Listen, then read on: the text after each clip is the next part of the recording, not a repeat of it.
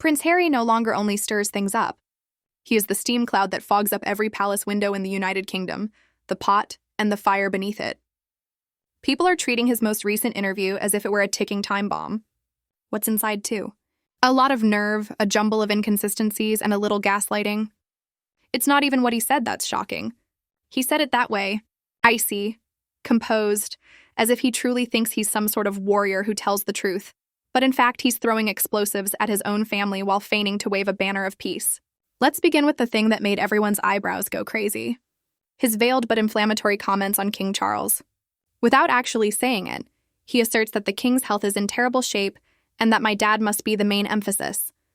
It is implied that Charles is running out of time. This was not an issue. It was brutal, and it was a strategy. When your father is said to be ill, you don't get to publicly humiliate your entire family and then act as though you care. Love isn't that. That is a publicity stunt disguised as manipulation. Harry's entire character in this work seems to be an attempt to exert control over a story that has already slipped from his grasp. I have no regrets, he says. Nothing. Not at all. Not for the Netflix series, not for the interviews, and not even for that strange biography in which he talked excessively about royal frostiness and frostbite. Every time he speaks, he disparages the UK's people, institutions, and media despite his professed affection for the country. How does that operate? Precisely. It's like destroying your home and then whining about it not having enough heat. Additionally, he keeps pushing the narrative that he is a veteran. Let's not mince words. Harry served. However, when he poses near cemeteries, people can see right through the usage of the thousand-somber look of slain troops and then exploit it as a badge of valor. The general population is aware of what true sacrifice looks like. Building your reputation on the loss of real combat heroes while standing next to them and describing it as sad but beautiful. That isn't respect. It is offensive and serves as PR camouflage. The worst part, though, is how naive he appears to be about how the public views him. He believes that he is still adored. He says he senses the backing of the British citizens. His public gatherings, meanwhile, are deserted places. People aren't attending because they're sick of the program, not because of false information in the tabloids. It's a performance, too. It's always like seeing a terrible actor play a part when he returns to the UK. No longer fits. By acting like a royal 1 minute and complaining about royal life the next, he is clinging to a title that he rejected. He claims that he is content with his life and who he is. Why does he keep bringing himself back into the spotlight if that is the case? Why does he make subtle jabs at his family all the time? Why does he still appear to be so in need of approval if he is so happy? Not to mention Meghan's one-liner, which Harry proudly cited. Rely on the truth when all else fails. It would be more impactful if that line didn't come from two individuals who, to put it politely, have a flexible relationship with the truth. This is the same pair that was caught in contradiction after contradiction and had to apologize in court for falsifying facts. However, the truth is their compass, perhaps not the magnetic one, though. The way Harry presents himself as a misunderstood hero only serves to heighten the ridiculousness of the entire situation. As though the British press and the royal institution are malevolent empires, he sincerely thinks he is fighting a moral battle, preventing him from being true to himself. However, people no longer believe the story, regardless of how often he says it.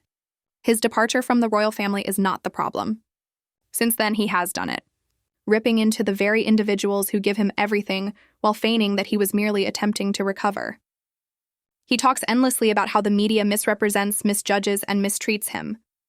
However, he is continually brought down by his own words. Declaring that he enjoys his life but longs to go back to the UK doesn't make sense. He partnered with one of the most politically biased journals to promote his own message after accusing the press of being deceptive. Hurry up, it's stressful in addition to being hypocritical. Not to mention the flimsy jabs at his own family that were delivered with that common passive-aggressive polish. He truly intends to imply, "Look at me caring, forgive me already." And don't even get started on the Ukraine trip, when he says, "The focus has to be on my dad." He pretended that he was on a noble mission while standing in a war zone with palace employees in tow. The entire situation cried out for a picture. Individuals are not stupid. They are able to distinguish between PR drama and reality.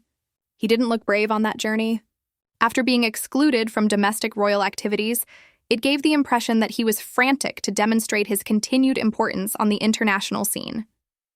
There are innumerable inconsistencies. He spends several lines discussing how the public doesn't comprehend him after claiming he doesn't consider public opinion. Although he claims he doesn't want pity, he makes insinuations that some aspects of the media have ruined him. There is a continual oscillation between victimization and bluster.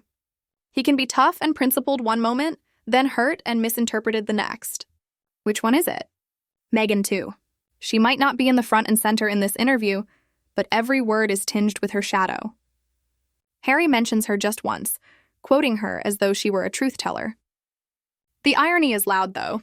Meghan Markle has been implicated in more contradictions than anyone can remember.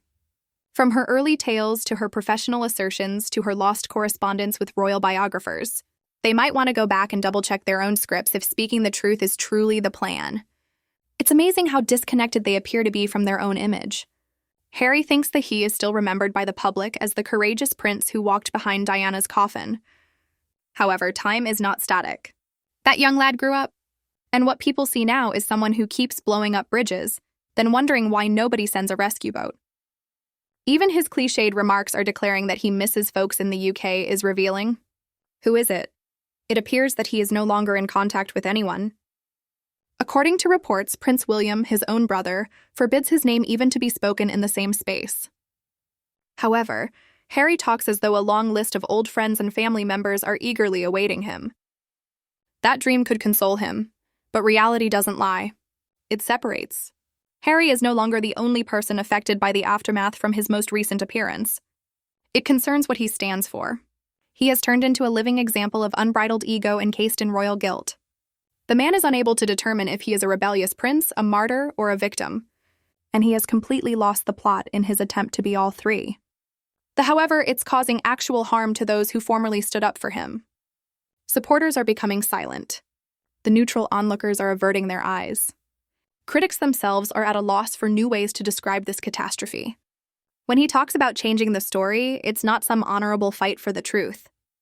With himself as the misunderstood lead, history is being rewritten. Furthermore, he maintains that the public has been brainwashed if the story doesn't align with his version of events. Now that's the preferred tactic. The media is to blame. The palace is to blame. He blames the people for failing to notice what he believes to be clear. Perhaps blindness isn't the problem, though. Perhaps people's vision has become too clear. They witness a man who is so consumed by his victimization that he is unable to even be able to identify when he is the one doing harm. Observe his casual references to Princess Catherine, Prince Philip, Prince William, and the late Queen. His anchors used to be these. Family members that stood with him, loved him, and helped him. They are now used as tail props. Names mentioned only when necessary to make a point.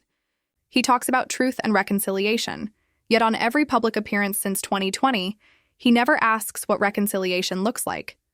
It's just correcting false narratives, not airing dirty laundry, he says. But until people discover you're merely taking pleasure in the drama, how many times can you correct the same story? There's also the ridiculous feeling of moral superiority. Harry discusses having values, acting in accordance with the truth, and not anticipating favorable press, but rather wanting equity. He does, however, speak with the haughtiness of someone who thinks his version of events is the only one. That isn't a principle. Delusion is what that is. Humility is a component of true principles. They include making sacrifices. Furthermore, they entail admitting the hurt you've caused, even if you believe it was an accident. He's too busy telling us that he has a clear conscience, Harry. However, if everything is so obvious, why is there a need for so many comments, interviews, and realities that appear to change a little bit with each? Revealing. He claims that he has no regrets about the Oprah interview, the documentary series, the memoir, the legal proceedings, or the never-ending public relations struggles. It's okay. But don't you eventually wonder why I still sound so resentful if everything is going well? Why is it that I keep going back to the past as if it were owed to me? His statements resemble a man going around in circles, hoping that the facts get fuzzier the quicker he spins. However, people are now paying closer attention than before. The story of the courageous prince against the establishment is crumbling beneath his own contradictions. All that's left is a man trying to stay relevant at all costs, even if it means pulling everyone else along with him. Ultimately, Harry is free to express himself. He can revise,